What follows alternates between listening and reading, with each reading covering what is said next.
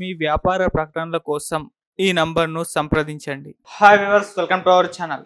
జగన్మోహన్ రెడ్డి గారు ఒక accidental CM అని చెప్పేసి బండ్ల గణేష్ గారు ఒక కామెంట్ అయితే ఒక ప్రెస్ మీట్ పెట్టి చేయడం చూస్తున్నాం. అసలు ఏ సందర్భంలో ఈయన కామెంట్ చేశారు, మరి నిజంగా ఆయన యాక్సిడెంటల్ సీఎం ఎలా అయ్యారు? సో ఈ అంశం మీద డిస్కస్ చేయడానికి ప్రజెంట్ మనతో పాటు సీనియర్ జర్నలిస్ట్ జయదేవ్ గారు ఉన్నారు. వారితో డిస్కస్ చేద్దాం. సార్ నమస్కారం. నమస్తే సార్, బండ్ల గణేష్ గారు ప్రెస్ మీట్ చూసే ఉంటారు కదా, మరి ఒక యాక్సిడెంటల్ సీఎం జగన్మోహన్ రెడ్డి గారు అని చెప్పేసి ఆయన కామెంట్ చేయడం చూస్తున్నాం. మరి దీన్ని ఏ విధంగా చూడొచ్చు అంటారు సార్? ముందు ఆయనే కామెంట్ చేశారా?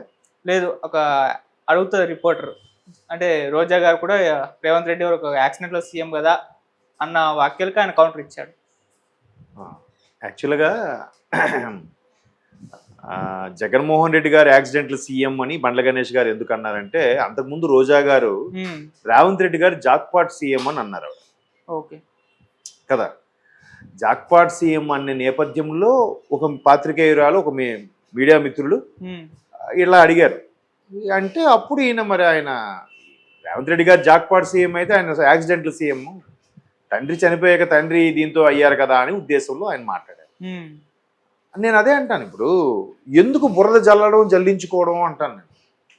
1,000 చూపిస్తే 3,000 మన వైపు చూపిస్తున్నాయి కదా. అవును. ఇప్పుడు మొన్నటి కూడా ఒక మహిళా అభిమాని జగన్మోహన్ రెడ్డి గారి మీద విపరీతమైన అభిమానంతో ఆవిని జగన్మోహన్ రెడ్డి గారిని, భారతి గారిని సీతారాములతోనూ పార్వతీ పరమేశ్వరులతోనూ పోల్చి ఆ ట్వీట్లు చేసుకుంటుంటుంది. ఆవిడ చేయొచ్చు, ఆయన దగ్గర మెప్పు కోసమో ఆయన దగ్గర గొప్ప కోసమో చేయొచ్చు, కానీ ఎదుటి వాళ్ళని కించపరిచేలాగా ఆయన దృష్టి మా మీద పడుతుంది అనుకోవడం తప్పు, రాంగ్ వే అని నా అభిప్రాయం. మళ్ళీ రాంగ్ అంటే ఈడో నాకు చెప్పడానికి కూడా అనుకోవచ్చు. ఓకే. సో ఏంటంటే ఇప్పుడు ఆ మహిళ ఏం చేసిందంటే, షర్మిలా గారు ఉన్నారు కదా, షర్మిలా గారు అనిల్ గారి మొదటి భార్యని టార్చర్ పెట్టారు, ఆవిడ ఇన్ని రోజులు బయటికి రాకుండా చేశారు, ఈవిడ పెళ్ళిళ్ళు అయితే కానీ ఆవిడ పిల్లలకి పెళ్ళిళ్ళు అవ్వకుండా ఈవిడే అడ్డుకున్నారు, నరకం చూపిస్తుంది, ఇవన్నీ అనడం వల్ల ఎవరి కుటుంబ పరువు బయటకు వస్తుంది? షర్మిలా గారి ఇలా అనడం వల్ల షర్మిలా గారు ఎవరి అండతో ఒకవేళ టార్చర్ పెట్టారు అనుకుందాం కాసేపు, ఎవరి అండతో పెట్టుంటారు? తండ్రి ముఖ్యమంత్రి అని పెట్టుండాలి, లేదా నా అన్నయ్య ముఖ్యమంత్రి అయినా చెలరైపోయి ఉండాలి. దానివల్ల ఎవరికి నష్టం? మళ్ళీ అటు తిరిగి ఇటు తిరిగి మళ్ళీ మీ వరకు, మీ జగన్మోహన్ రెడ్డి గారికే అపవాదు కదా. అది ఎందుకు ఆలోచించరు? సో జగన్మోహన్ రెడ్డి గారు మమ్మల్ని మెచ్చుకోవాలా? పోనీ జగన్మోహన్ రెడ్డి గారిని కంట్రోల్ చేయొచ్చు కదా. అలాగా రోజా గారు ఉన్నారు. ఇప్పుడు జగన్మోహన్ రెడ్డి గారి పేషీలో ఆయన హయాంలో 151 మంది ఎమ్మెల్యేలు, ఆయన కూడా ఎమ్మెల్యే, ఆయన పక్కన పెడితే 150 మంది ఎమ్మెల్యేల్లో 10 మంది ఎందుకు మాట్లాడతారు? మిగతా మహిళా మంత్రులు కూడా ఉన్నారు, మహిళా ఎమ్మెల్యేలు కూడా ఉన్నారు, వాళ్ళు ఎవరు మాట్లాడరు ఎందుకు? 140 మంది ఎమ్మెల్యేలు కూడా ఎందుకు ఈవిడే ఎందుకు మాట్లాడతారు? మళ్ళీ ఈవిడే ఎందుకు, ఈవిడ మీద ఎవరైనా ఒక మాట అంటే మళ్ళీ ఎందుకు ఏడుస్తారు? తప్పు కదా అది. సో ఈవిడేమన్నారు, రేవంత్ రెడ్డి గారు జాక్పాట్ సీఎం అన్నారు. జాక్పాట్ సీఎం చెప్పండి, ఎంత ఇబ్బంది పడ్డాడు? అరెస్ట్ చేశారా? గౌరవంగా ఏమైనా అరెస్ట్ చేశారా? ఆ సీన్ అంతా కూడా చూసాం కదా. అప్పుడే ఆయన తొడగొట్టి మేసం మేలేసాడు కదా, నేను ఖచ్చితంగా మరలా తిరిగి వస్తానని ఓటుకు నోటు విషయంలో అనుకున్నట్టుగానే వచ్చాడా? నానా ఇబ్బందులు పడ్డాడా? క్యాన్వాసింగ్ చేశాడా? అన్ని మీటింగ్లు ఆయనే ఏకదాడి మీద నడిపించాడా?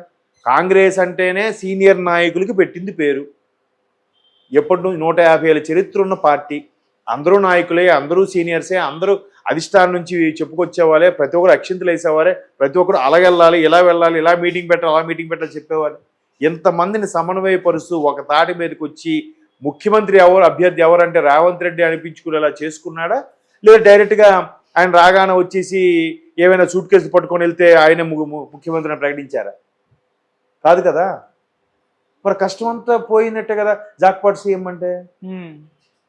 ఎట్లా మరి ఇప్పుడు కాంగ్రెస్ అభ్యర్థిగా కాంగ్రెస్ తీర్థం పుచ్చుకున్నారు కూడా. 2019లో కూడా బండ్ల గణేష్ గారు 19 నుంచి కూడా కాంగ్రెస్లో ఉంటుండే, కాంగ్రెస్ ఎలాగైనా గెలుస్తుందని నమ్మకంతో నమ్మి, కాంగ్రెస్ ఒకవేళ ఓడిపోతే 7 o'clock బ్లేడ్తో కోసుకుంటా అని చెప్పి ఆ అపవాదును మోసి అతన్ని హేళన చేస్తే కంట్రోల్ చేసుకొని అన్నీ చేశాడుగా. ఇప్పుడు అందుకు మళ్ళీ కాంగ్రెస్ తరఫున మాట్లాడుతున్నారు. ఇంకెవరు ఎందుకు మాట్లాడట్లేదు? ఉండాలి కదా. ఇప్పుడు అంతమంది ఉంటుండగా రోజా గారు ఎందుకు అనాలి? ఆ మధ్యన కూడా బండారు సత్యనారాయణ గారు అనే వ్యక్తి, రోజా గారు గతంలో సినిమాకి సంబంధించి రకరకాల పాత్రలు చేశారంటే ఇవి ఏడ్చుకున్నారు మీడియా ముఖంలో. మరి ఎంత దారుణంగా ఎందుకు మీకే ఎందుకు అంటున్నారు ఎంతమంది నాయకులు ఉంటుండగా? 1,000 చూపిస్తే 3,000 మన వైపు చూపిస్తాం. మీరు ఒకరిని విమర్శిస్తే అటు తిరిగి మళ్ళీ మీ దగ్గరికి వస్తుంది. రాదా? వచ్చిందా ఇప్పుడు మరి? ఎక్కడ ఎటు తీసుకెళ్తున్నారు దీన్ని? అంతే కదా. జగన్మోహన్ రెడ్డి కూడా ఇప్పుడు కష్టపడకుండా వచ్చేసాడా? కష్టపడ్డాడు. కోర్స్ కేసులు ఎదుర్కొన్నాడు, జైల్లో ఉన్నాడు, ఆయన పాదయాత్ర చేశాడు. ఇప్పుడు మీరు ఇలా స్టేట్మెంట్ ఇవ్వడం వల్ల, రేవంత్ రెడ్డి గారు జాక్పాట్ సీఎం అని ఇవ్వడం వల్ల జగన్మోహన్ రెడ్డి గారు కష్టపడిందంతా పోయిందిగా. సింపుల్గా బండ్ల గణేష్ గారు యాక్సిడెంట్ సీఎం అన్నారుగా. దీనివల్ల ఎవరికి నష్టం? రోజా గారు కాదు, జగన్మోహన్ రెడ్డి గారికే నష్టం. అవును.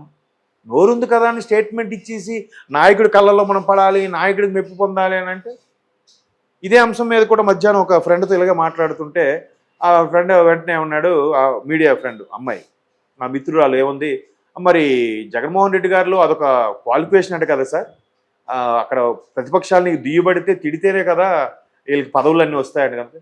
మరి మిగతా వాళ్ళందరికి పదవులు ఎలా వచ్చాయి? బొత్స సత్యనారాయణ గారు ఉన్నారు. ఒకప్పుడు జగన్మోహన్ రెడ్డి గారిని ఎంతగా విమర్శించారు కాంగ్రెస్ ఉన్నప్పుడు. ఇప్పుడు ఆయనకి ఎలా పదవి వచ్చింది? ఆయన ఏం మిగతా పార్టీల మీద దుమ్మెత్తిపోయట్లేదే. ఆయనకే మీట్ పెడితే మామూలుగా మాదే ప్రభుత్వం వస్తుంది, వాళ్ళ మాటలు పట్టించుకోము, వీడేటి అన్నట్టుగా మాట్లాడతారు ఆయన. అంతేగాని డెడ్ ఎండ్కి వెళ్ళిపోయి విమర్శించట్లేదు కదా. మరి ఆయనకి 2 ఏళ్ళు కాకుండా మిగతా 2 ఏళ్ళు ఇప్పుడు కంటిన్యూస్గా మంత్రి పదవి ఉంచారు కదా బొత్స గారికి.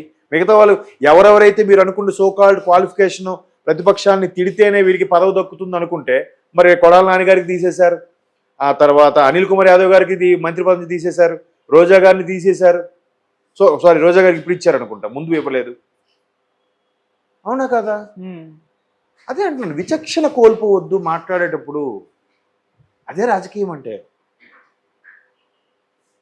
కాబట్టి అలాగ మాట్లాడడం వల్ల ఏమొస్తుంది అని అంటే, ఇప్పుడు తిరిగిది మళ్ళీ మీ మీదే వచ్చిందిగా. ఆవిడ అది అంటూనే ఆవిడ పెద్ద పులుసు అనే ఏదో పదం కూడా వాడాడు. మీరు చూసారు ప్రెస్ మీట్లో?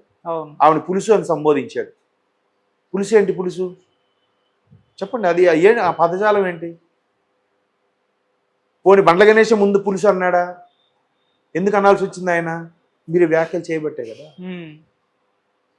అంతకుముందు కూడా ఒక ఛానల్కి ఇచ్చిన ఇంటర్వ్యూలో కూడా ఛానల్లో ఉండే ఎవరైతే జర్నలిస్ట్ వాళ్ళు ఇంటర్వ్యూ చేస్తున్నారు బండ్ల గణేష్ గారికి, ఫోన్ లైన్లో రోజా గారు తీసుకున్నారు. ఇద్దరికిద్దరు మాట పెరిగింది. మీరు ఎలాంటి వాళ్ళు ఏం తెలుసు అంటే, ఈవిడ వెంటనే నువ్వు దుప్పట్లు పరిచావా, పరుపులు పరిచావా, పళ్ళు రాళ్ళు కొడతాను అని ఏవో మాట్లాడారు ఈవిడ. ఆయన కూడా రేజ్ అయిపోయాడు. వెంటనే లైన్ కట్ చేసి కామప్ చేశారు. మళ్ళీ ఇప్పుడు ఇది, అప్పుడు ప్రత్యక్షంగా ఇప్పుడు పరోక్షంగా. ఎందుకు అలాగా? నేనేమనేది ఏంటంటే, మీరు మాట్లాడండి అనడం, మీరు ఒక స్టేట్మెంట్ ఇచ్చేయడం వల్ల మీరు అక్కడ ప్రభుత్వం కాబట్టి మీరు ఏమైనా మాట్లాడదు, అక్కడ వాళ్ళు ఏమనకపోవచ్చు, ఇక్కడ ప్రభుత్వంతో ఎందుకు మీకు? అవును. ఈయన జాక్పాట్ సీఎం అని మీరు ఎందుకు అనాలి? మీకేంటి ప్రాబ్లం? మీకు మాట్లాడి నచ్చకపోతే ప్లీజ్ అండి, పక్క రాష్ట్రం మనకెందుకు, నో కామెంట్ ప్లీజ్, వద్దులేండి అంటే అయిపోయింది కదా. ఎంత గౌరవం ఎంత హుందాగా ఉంటుంది. పోనీ మీరు ఎంత మాట్లాడి ఏదైనప్పుడు రేపొద్దున మీకు ఏదైనా కష్టం వస్తే, మీరు ఒకవేళ ఓడిపోతే మీ నాయకుడు మీకు అండగా నిలబడతాడా? గ్యారంటీ ఉందా? మీరు మిమ్మల్ని గెలిపించిన ఈ ప్రజలు మీకు అండగా ఉంటారా? గ్యారంటీ ఏమైనా ఉందా? పోనీ పదవులు ఏమైనా శాశ్వతమా? దేనికోసం అంటే మిగతా వాళ్ళని చూసి లౌక్యం నేర్చుకోవచ్చు కదా.